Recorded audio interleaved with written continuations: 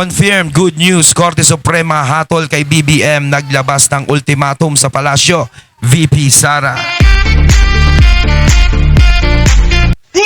Ayan, syempre itong balitang ating matutunghayan ngayon ay nagmula kay Pinas News Insider. At ito po ang inyong lingkod na si BT na magbibigay ng reaksyon at komento dito sa video na ating matutunghayan ngayon. At huwag na natin pagtagalin at sabay-sabay na natin panoorin ang laman ng video na hatid sa atin ni Pinas News Insider at bibigyan natin ng reaksyon ang balitang ito. Pasok! Ito po ang magiging topic natin for today. Ayun, syempre bago natin simulan ng video ito, nice ko nga pala magbigay ng credits dito sa boses at video na matutunghayan natin ngayon at bibigyan ng reaksyon. Walang iba kundi si Coach Ollie. Syempre huwag natin kalimutang suportahan ang channel ni Coach Ollie, mga katunay. Pakibisita po yan at huwag nyo kalimutang mag-subscribe at mag-follow para maging updated po kayo sa mga vlogs, reactions sa mga balita na hinahatid sa atin ni Coach Ollie. At syempre huwag nyo kalimutang suportahan ang Panateros, mga katunay. At isa dyan ang idol natin na si Coach Ollie. Ipagpatuloy natin. BBM. Ito, inaantay ito. Ito, gustong-gusto to ng taong bayan. Ano yun? Maraming nag-aantay dito. Maraming magdidiwang pag ito ay natuloy. BBM, malapit nang magpa-drug test. Ayan po ang magiging topic natin sa araw na ito. Huwag pong kakalimutan na sana po pagpasok nyo pa lang. I-like nyo na agad itong vlog na ito or itong video na ito. Ito ang balita Medyo hindi na nakakapag-ahit ng konti si Coach Ollie, ha? ngayon. Trending at pinag-uusapan ngayon sa mundo ng social media. Ang tiuman ay balitang. Ito ang balitang dapat malaman ng taong bayan na pilit tinatago at pilit ayaw di umanong ipalabas ng mga bayarang media sa palasyo, kamara at senado sa publiko. Pero bago ang lahat, kung bago ka pa lamang sa channel na ito at kung gusto mo ang mga balitang politika, ay please huwag kalimutang mag-like, subscribe at i-click ang notification bell para mas maging updated ka palagi sa lahat pa ng mga bagong video na i-upload namin. At ito na nga mga kababayan. Ito po, magandang balita ito at ito po yung inaantay ng mga Pilipino. Sana lang po ay hindi ito mapolitika na naman. Ayun. Ha? Dapat siguro magkusang loob na si Bongbong Marcos. Huwag niya nang takbuhan ito. Ang tagal niya nang tinatakbuhan ito Even before the election, binablog ko na yan, Bongbong Marcos, hindi mo matatakbuhan itong issue na to. Susuwagin ka niyan kasi maghahanap ang taong bayan ng katotohanan. Ito na po yung inaantay ninyo. Malapit na. Suportado ng nakararaming Pilipino ang inihaing petisyon sa kataas-taasang hukuman na humihiling na sumailalim sa physical at medical examination si Pangulong Marcos Jr. at isa publiko ang medical report nito. Madeline, Ulitin ko isa publiko ang medical records. At hindi lang yon, pati drug test. Kumbaga parang ilantad na sa lahat. Kailangan malaman ng taong bayan. Maganda yun. Siyempre bilang ikaw public servant ka, leader ka pa, diba? Kailangan talaga is ipinapakita mo sa taong bayan. Hindi lang sa pinapakita mo sa video na gumagalaw ka, tumatakbo ka, nag-jumping jack ka, parang ganun.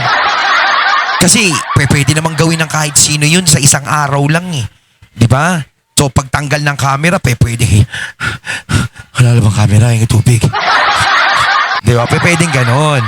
Diba? Kasi hindi pa rin tayo talaga kumbensido. So, para maging kumbensido lahat, hindi ko naman sinasabing ako kailangan patunayan mo sa akin, hindi. Siyempre sa mga taong bayan na kumu-question sa kalagayan ng Pangulo, mas gusto niya nating masigurado talaga. Mas maganda ipakita yung mga medical records, lahat-lahat, na talagang physically fit ka talaga. No, mas maganda ipakita, hindi ka dapat matakot. Kasi kung talagang wala namang itinatago, ba't ka matatakot? Diba? Yun lang naman yun Moratillo sa balita. Dapat. Siyempre, para malaman ng mamamayan. Oo, tama yun. Kailangan malaman ng publiko. Kahit naman sinong presidente dati pa Kung anong kalagayan ng presidente, dapat malalaman ng taong bayan yun.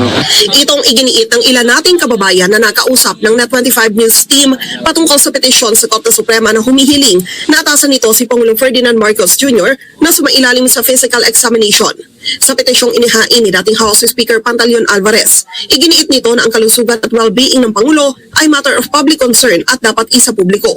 Bukod sa physical exam, hiniling rin na magpasailalim ang Pangulo sa hair follicle test para malaman kung gumagamit ba ito ng illegal na droga. Yun. Yan. Yung hair follicle test na yan, matagal na nagiging issue yan. Matagal na nagiging hamon sa Pangulo yan. Hindi naman natin sinasabi dito na yung Pangulo lang ang dapat gumawa niyan. Mas maganda nga, lahat ng mga nagsiservisyo sa gobyerno, lahat ng mga nakaupo is gumawa niyan. Para malaman talaga natin kung sino ang gumagawa ng katarantaduhan. At kung sino talaga yung tunay na karapat-dapat. Kasi hindi naman natin alam na kung ano talaga yung background ng mga pinagboboboto natin eh. Di ba? Kung tutuusin, mas maganda pinapatunayan sa taong bayan na talagang malinis kayo, wala kayong mga record na ganun, wala kayong mga bahid na ganun. Diba? Mas masarap magserbisyo sa taong bayan na wala silang doubt sa inyo. Ngayon, katulad niyan, yung mga hair follicle test na yan para mapatunayan kung nagdodroga o hindi dapat kinakatakutan o iniiwasan yan. Kasi kapag iniiwasan mo yung mga ganyang bagay, ibig sabihin, ulitin ko, may tinatago ka. Diba? Yun ang sasaksak sa isip ng mga tao. Kasi iniiwasan mo eh. Hindi rin pwedeng sabihin mong karapatan kong tumanggi. Karapatan kong hindi gawin yun. Hindi pwedeng ganun yun. Kasi unang-una public servant ka. Leader ka ng bansa. Namumuno ka sa bansa. So ang kailangan ng bansa is yung katibayan, yung pruweba talaga na ang mamumuno sa amin ay yung talagang maging huwaran. Yung dapat talaga naming sundin at tularan. Diba? Hindi naman kasi pwedeng sabihin na ang isang leader ganito, salita ka ng salita na ganito, puksain natin ang mga droga, ganito, ganyan. Tapos, ganun pala siya. Hindi ko sinasabing ang Pangulo ganun, no? Sinasabi ko dito, hindi lang siya kundi lahat. 'Di ba? Ngayon kung malinis ang Pangulo, wala siyang bahid na ganun, very good. Pwede na siyang magtuloy-tuloy na wala nang doubt yung mga tao sa kanya. Matatanggal na rin yung mga tawag sa kanya ng mga bangag-bangag. Diba? Kahit papaano kasi masakit sa tenga pakinggan yun lalong-lalo na leader ka ng bansa. Diba? Yun naman talaga eh. Kailangan talaga is kung ano yung makakabuti sa'yo, yun ang gawin mo. Kung ano yung makakabuti sa political career mo, yun ang gawin mo. Kung ano yung makakabuti sa tingin ng tao sa'yo, yun ang gawin mo dapat. Bongbong Marcos, sana naman, wag na naman yung ipakita mo yung sa St. Luke's, tapos na. Hindi ko po pinagbibintangan ng St. Luke's na fake news. Kaya lang, naglabas sila, tapos na. Diba? Sana, magtawag ka ng media. Pag naglabas ka ng medical records, pa-interview mo rin yung naglabas na doktor, na ito ay legit. And at the same time, pag nagpa-drug test ka, magsama ka ng media. Eto, dito ako magpapa-drug test. Dito sa ospital na ito, dito sa PIDEA na to, hair follicle test. Eto, bubunutin ko mismo. Ibibigay ko kay doktor, kwek-kwek. Mas maganda yun, hindi ipapakita niya talaga, no? Na lantaran. Na ito, gagawin ko to para sa, para matapos na. Di ba? Para matapos na yung usapan. Kasi, kumbaga, kahit anong iwas ang ginagawa niya, yun lang din ang itinatama sa kanya. Yun lang din ang ibinabato sa kanya. Di ba? Amin nyo yan. Walang lusot. Ang punto rito ng Korte Suprema ay maalis ang pagdududa ng taong bayan. Hindi para lusutan. Naiintindihan? Kasi kung dadayain nyo lang or gagawin nyo lang yung drug test ng hindi convincing, walang purpose. Ang pinaka-purpose, maalis yung duda at manumbalik ang tiwala sa'yo. Hindi babalik ang tiwala ng taong bayan sa'yo. Remember this, mawawala ang mandato mo pag wala ang tiwala ng taong bayan. It's just a matter of time. Pag yaan, napatunayan mo na hair follicle test, live, maniniwala ang taong bayan sa'yo. Ano kayang palagay dito ng publiko? Para sa kanya din yun eh. Kung nagsisinungaling ba siya o hindi. Totoo sinabi yung wala siyang bisyo, ganyan. Oo, kung kailangan talaga na magpatis para malaman din ng taong bayan kung totoo ba talaga o hindi. Siguro sir, para mas okay po yung sa mga tao. Una rin Kasi, alam mo, hindi naman kailangan, pinahihirapan pa. Diba? Halimbawa ako. Diba?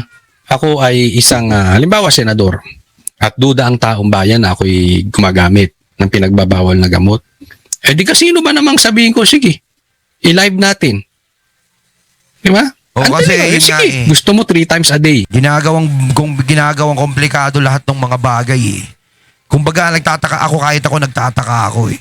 Hindi ko naman sinasabi kasi hindi pa rin ako nakukumbinse na gumagamit siya. No, kahit naman ako, may respeto pa rin ako sa kanya bilang Pangulo.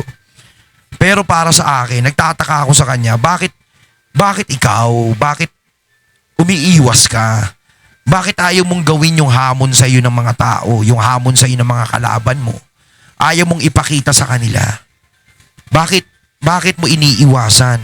Lagi mo sinasabi, hindi ko naman kailangan gawin yan. Lagi sinasabi ni Auntie Claire, hindi niya kailangan gawin yan, ganito, ganyan. Ginawa niya na dati yan. So mas maganda kung hindi pa rin naniniwala yung mga tao, mas maganda ipakita mo sa kanila ng lantaran para matapos na. Kasi kung wala ka naman talagang tinatago, kung talagang malinis naman talaga, is wala ka naman dapat iwasan, wala ka naman dapat katakutan, di ba? Ganun lang naman yun eh. Kasi hanggat iniiwasan mo yung lahat ng bagay, patuloy pa rin silang maghihinala sa iyo. Kahit anong paliwanag ang gawin ni Auntie Claire sa pagsasalita niya, nasasabihin niya na kahit sabihin niya palagi na hindi niya kailangan gawin yun, ganito, ganyan. Hindi pwede kasi kailangan talaga ng taong bayan yun eh. Di ba? Paano kami magtitiwala sa isang tao kung doon pa lang sa isang bagay na yun is tinatanggi mo na ayaw mong gawin? Samantalang napakadali lang naman eh.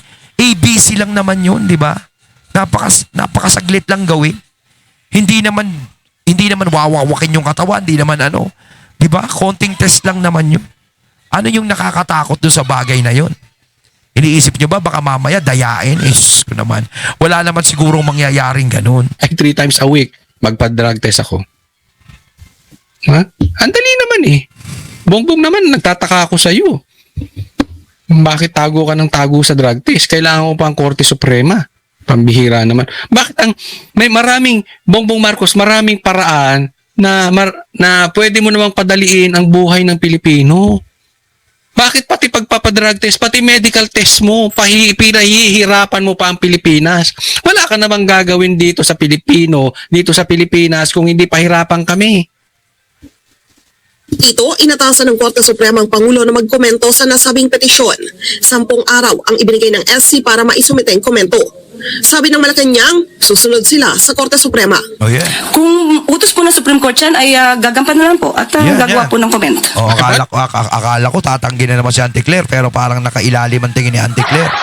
Parang pero importante sinagot ni Auntie Claire ng ganun. Siyempre, Korte Suprema na yan. Hindi na pwedeng bastusin yan. Hindi pa pwedeng baliwalain yan. Diba? Pero mas maganda, ito yung magandang move talagang gagawin ng Pangulo kapag ginawa niya yan. Kahit ako, sabihin ko sa inyo mga katunay, isa ako sa bibilib sa kanya kapag ginawa niya yan. Kasi talagang dito patutunayan niya talaga na mali yung pinaparatang sa kanya na gumagamit siya ng pinagbabawal na gamot.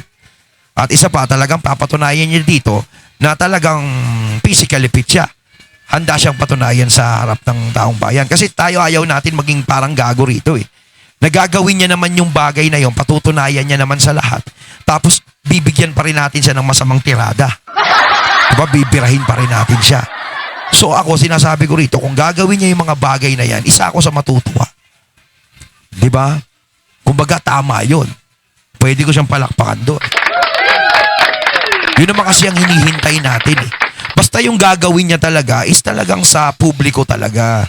Yung makikita ng taong bayan, hindi yung pupunta ako sa ganito. Yung tipong ipa-private ko. Wag naman yung ganun. Ano siya makakapag-comment? Abogado siya. Kontra niya Supreme Court. O madidisbar siya. Pero kayo puminta.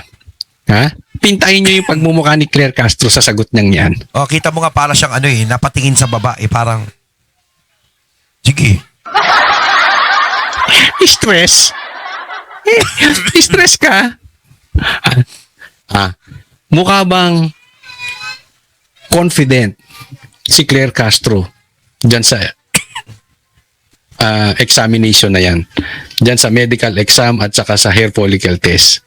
Mukha ba siyang confident? O mukhang stress siya? Ha? Hindi yung sinabi niya na gagawin nila. Yung kanyang demeanor. Mukha bang gusto niya? Mukhang ayaw niya. Dito pa lang nilalaglag niya na si Bongbong Marcos eh. Parang isip-isip. Ako ang dating sa akin, pambira, yari na tayo dito. Yari na kami rito. Malaking problema to. Paano na naman? Ayun, kung yari talaga sila dyan, wala tayong magagawa. Tanggapin na lang nila. Lusutan. Diba yung ganyang mukha di ba? Mukha ba siyang masaya? Naubusan na siya ng palusot. Ay, nakang hirap magtanggol, no? Sa palpak na mo. Gawa po ng comment. Madeline Villarmo Ratillo para sa mata. Yan. So, good luck sa'yo, Bongbong Marcos, at sana i-live mo. Huwag mong taguan at lusutan ang batas. Ayun, natating nato ngayon ang video na nagmula kay Pinas News Insider. At syempre nato ngayon natin ang boses at video na yun na binigyan natin ng reaksyon na nagmula kay Coach Oli. Kayo mga katunay, anong masasabi nyo tungkol dito? Comment lang po kayo sa comment box. So once again, I'm BT and I'm out. Peace.